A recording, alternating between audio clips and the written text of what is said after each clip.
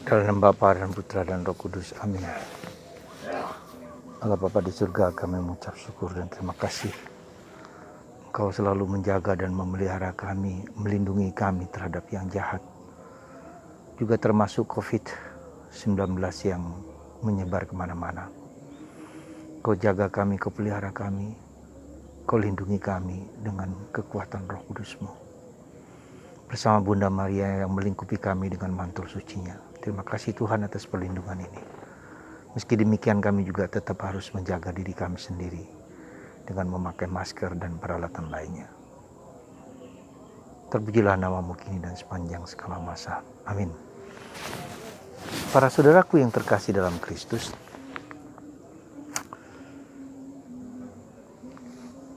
Yesus rajin membaca kitab suci.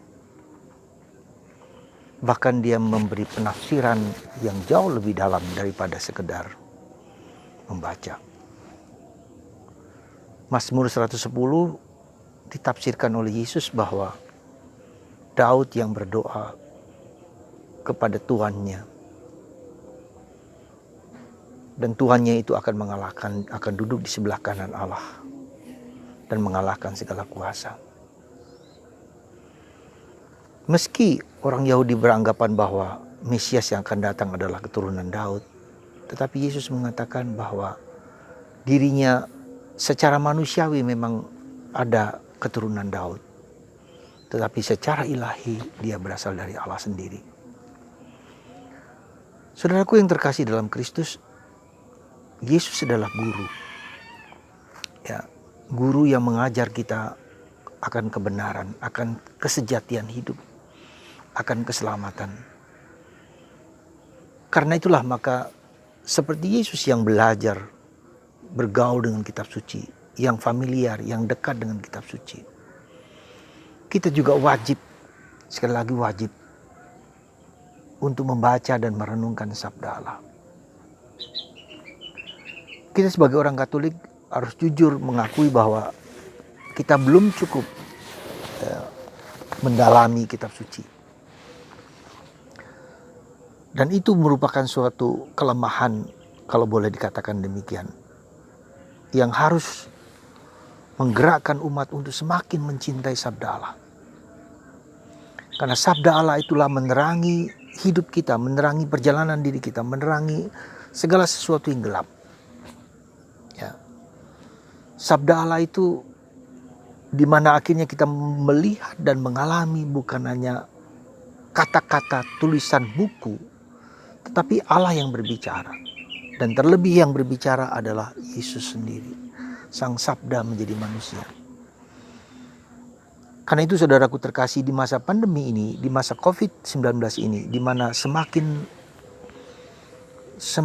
jelas, semakin terang, ya, betapa tidak mudahnya dengan virus yang semakin menyebar kemana-mana. Dengan tingkat efektivitasnya, ya, tingkat keberhasilan dalam tanda petik yang menghancurkan dalam waktu sangat singkat, tanpa kita sadari, tanpa kita ketahui, ya, dan kita harus dirawat, dan akhirnya beberapa orang tidak mampu mengatasi itu. Ya, saudaraku yang terkasih dalam Kristus, apa yang mau saya sampaikan kepada Anda dengan ini berarti bahwa kita, sekali lagi, kita adalah murid yang harus belajar terus-menerus. Murid yang harus mau mengerti, memahami apa yang menjadi kehendak Allah dalam diri kita. Di masa pandemi ini, salah satu tugas dan tanggung jawab, salah satu panggilan kita yang paling utama, menemukan yang esensial. Sekali lagi, menemukan yang esensial, menemukan yang inti. Kemarin kita lihat, diajari oleh Yesus bahwa inti kehidupan kita adalah cinta kasih, dan itulah salah satunya. Hari ini salah satu hal inti lain adalah kita bergaul dengan sabda Allah, bergaul dengan Allah, mendengarkan suara Allah, ya. Dan itulah yang harus kita pelajari dalam diri kita, supaya kita menemukan jati diri kita sejati, menemukan kedamaian, menemukan kebahagiaan. Karena dengan begitu, dengan bergaul dengan sabda Allah, kita diajak untuk masuk menemukan Yesus yang ada dalam hati kita masing-masing. Kita tidak terpaku lagi tidak banyak terpaku dan tidak banyak terpengaruhi hal-hal di luar kita. Yang berseliweran ke sana kemari dengan medsos yang ke sana kemari dengan membingungkan, mengacaukan. Ya, yang seringkali membuat pikiran kita, hati kita, perasaan kita galau karena melihat berbagai macam hal yang tidak kita duga dan kita harapkan.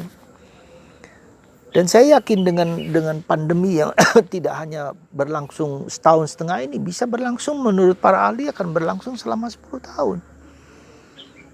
Dan itulah maka dengan kejujuran, dengan kesungguhan kita masuk ke kedalaman. Kita jujur dengan suara hati kita sendiri yang tak pernah terpuaskan. Sekali lagi, tak pernah terpuaskan oleh sesuatu apapun. Sekali lagi, oleh sesuatu apapun selain Allah. Ya. Sekali lagi, itu yang diungkapkan dalam kesejatian batin kita yang terdalam. Ya, hatiku tak akan tenang sebelum beristirahat dalam Tuhan. Ya. I am born for you. I am yours. Saya adalah milikmu. Dan saya hidup. Saya lahir untukmu. Nah, untuk sampai kepada pemahaman yang demikian bukanlah yang gampang. Sekali lagi, bukan yang gampang. Karena kita dicekoi, ditarik oleh sesuatu yang menjauh dari Tuhan. Dalam kitab Yeskiel dikatakan bagaimana malaikat Tuhan itu jatuh, gagal. Karena kesibukan dia dengan berbagai macam hal yang menarik dia, sehingga dia akhirnya gagal mengerti dirinya sendiri, gagal mengerti Allah, gagal mengerti dirinya sendiri dan Allah. Dan dia jatuh karena kesibukan, karena begitu tergoda untuk mengikuti dorongan-dorongan lahiriah dia, kegagalan untuk masuk ke kedalaman. Sehingga dia akhirnya merasa bahwa dialah yang paling hebat, dialah yang paling jagoan, dialah paling mulia. Sehingga dia lupa bahwa ada Allah yang jauh lebih besar. Dan itu kita bisa demikian juga. Jadi saudaraku yang terkasih, masa pandemi ini adalah masa di mana kita bertanya-tanya, masa di mana kita berpikir, masa di mana kita merenungkan jati diri kita sejati, untuk apa kita hidup? Mau apa dengan kehidupanku? Mengapa saya hidup? Dan itu pertanyaan yang mendasar. Kalau kita tidak sampai kepada pertanyaan itu di masa pandemi ini, maka kita akan tergerus, terbawa oleh arus-arus di dunia yang lahir ini. Kita mencari kesibukan, kita mencari kesenangan, kita mencari kekuatan dimanapun juga. Entah lewat internet, entah lewat YouTube, entah lewat medsos. Kita sibuk dengan berbagai macam, kita gagal lagi masuk. Tuhan membawa kita untuk memasuki batin kita yang terdalam dan mendengarkan suaranya dalam hati kita. Kita gagal karena kita disibukkan oleh berbagai macam hal. Ya, kalau itu terjadi, maka menimbulkan kekacauan, kegelisahan, kecemasan, ketidakdamaian. Ya, dan itu yang terjadi. Maka saudaraku terkasih, di masa pandemi ini, saya hanya mengatakan mari kita jujur pada diri sendiri. Mari kita mendengarkan batin kita yang terdalam, apa yang dia kehendaki. Dan kita menjawabnya, kita berusahanya sedemikian rupa, sebegitu rupa, sehingga akhirnya kita menemukan Yesus sebagai Sang Juru Selamat, sebagai penebus di dunia ini, sekarang ini, saat ini juga. Yang memberikan kepada kita bukan hanya kedamaian di dunia, tapi juga kedamaian abadi di surga. Dan itulah perjalanan hidup kita. Kita hidup bukan untuk diriku sendiri, kita hidup untuk orang lain, kita hidup untuk Tuhan, di mana itu menjadi kunci di dalam memasuki kerajaan Allah. Ya, semoga Anda dan saya hari ini seperti Yesus, ya, bergaul dengan kitab suci. Jadi sekali lagi, tidak berarti bahwa kalau kita berdoa setiap hari, tidak berarti kalau kita berdoa secara kitab suci dan seterusnya. Ya, tujuannya pergaulan itu semakin peka dan tajam dengan suara Allah. Seperti hari ini dalam bacaan Tobit, Kita mendengarkan bagaimana Tobit dan Tobia menjadi sadar bahwa hidupnya dibimbing, dituntun oleh Allah lewat malaikat Rafael yang melindungi, yang menyembuhkan dia dari segala macam penyakit sehingga ia kembali bersukacita. Tuhan melindungi kita dengan berbagai macam cara, termasuk malaikat-malaikat yang Tuhan berikan kepada kita. Malaikat agung, Mikael, Gabriel, dan Rafael, dan malaikat hidup kita sendiri.